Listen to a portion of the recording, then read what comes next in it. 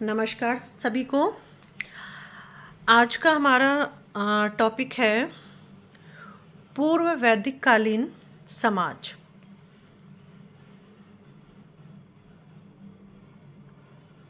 ये वाला टॉपिक आज हम इस वीडियो में करेंगे।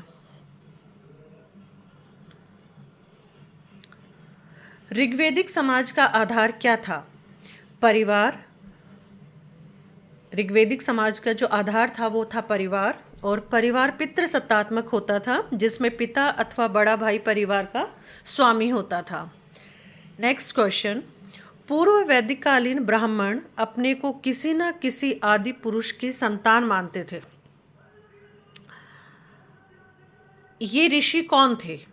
तो ये जो ऋषि थे, 7 ऋषि थे: भार्गव, अंगिरस, अत्रेय, कश्यप, वशिष्ठ, अगस्त्य और कौशिक। और इन्हें क्या बोला जाता है? सप्तऋषि कहा जाता है। पूर्व वैदिक कालीन समाज में आर्यों तथा दासों को कौन से वर्ण का कहा गया है? तो आर्यों को गौरवर्ण का कहा गया है और दासों को कृष्ण वर्ण का कहा गया है। ऋग्वेद के कौन से मंडल से सर्वप्रथम शूद्र शब्द मिलता है? 10वें मंडल के पुरुष सूक्त में शूद्र शब्द मिलता है।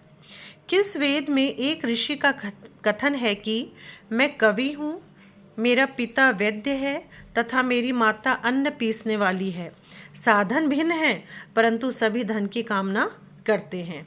तो ये जो कथन है वो ऋग्वेद में है और इससे स्पष्ट है कि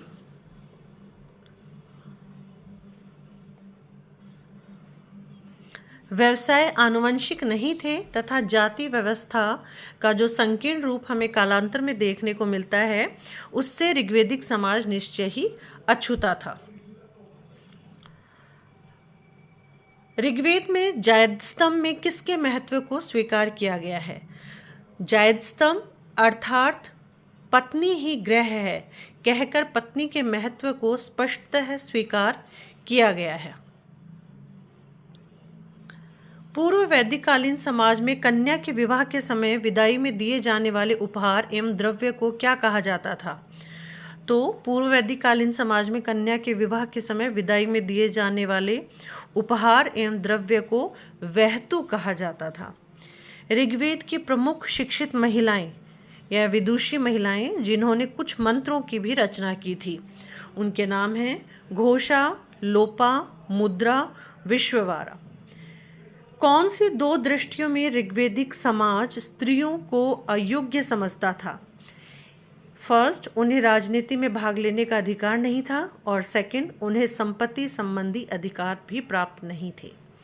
आज का आखिरी क्वेश्चन, ऋग्वेद में गाय के लिए किस शब्द का प्रयोग होता था?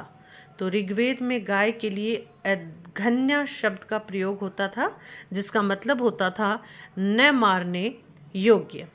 धन्यवाद।